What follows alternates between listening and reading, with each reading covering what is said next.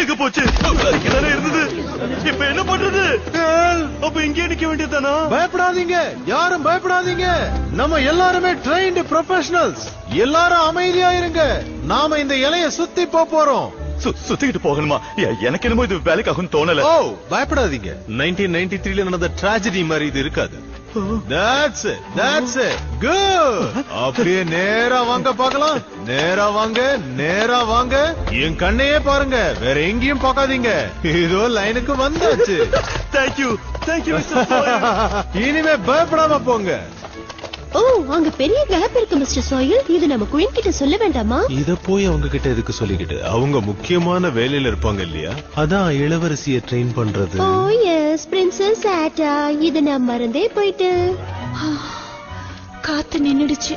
அவங்க வந்துருவாங்க. நீ தைரியமா இரும்மா, எந்த பிரச்சனையும் வராது.